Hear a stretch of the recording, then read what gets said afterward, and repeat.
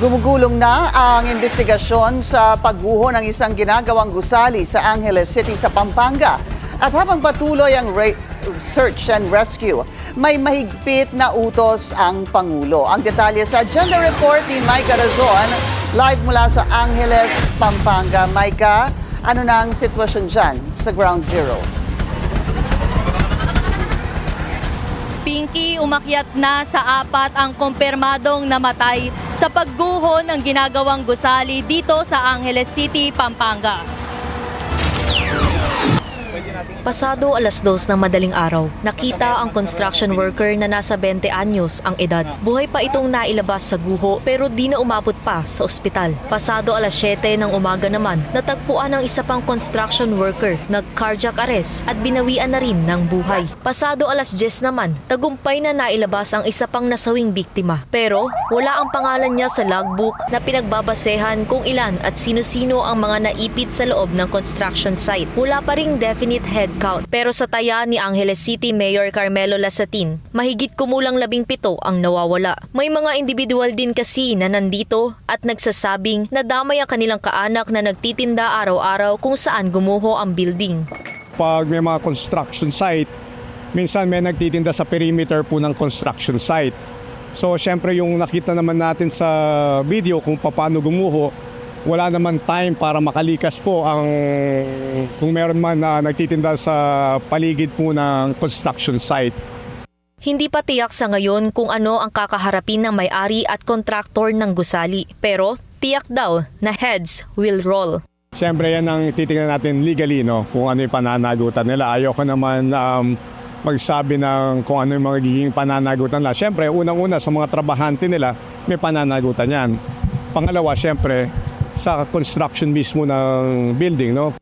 Kung susumahin, mahigit 4 na po ang biktima sa pagguho. Dito ay nasawi, 16 ay tagumpay na nailigtas at 17 ang nawawala pa. Sa ngayon, under investigation pa rin ang sanhi ng pagguho at hindi pa nakakausap ang kontraktor na Golden Years at may-ari ng gusali na si Jackson Lim na pinaniniwalaan na sa Japan. Nauna nang naipaulat na may work stoppage order ang naturang kontraktor dahil sa paglabag umano sa mandatory safety protocols. Ayon sa live-in partner ng isa sa sinasabing biktima, kapag nagbi-video call sila, nakikita niyang wala itong suot na protective gear. Nabanggit din daw nito sa kanya na 12 floors ang kanilang ginagawang gusali kaya matatagalan pa itong makauwi. Hiling ni Kasilaw na pabilisin ang rescue operations.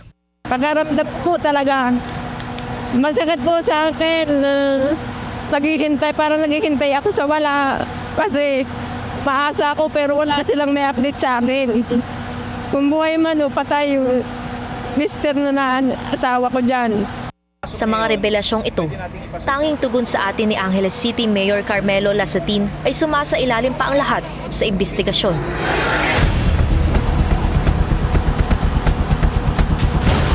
Pinky, inatasan ni PBBM ang DSWD na agad tulungan ang mga biktima ng gumuhong gusali.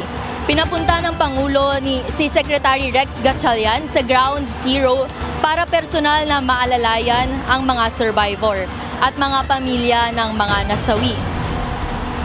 Tuloy natin na bago sila umuwi sa kanilang mga probinsya ay may financial assistance sila. At least ito yung mga survivors. Kung meron na nasawi, we will make sure na yung pamilya nila matulungan din.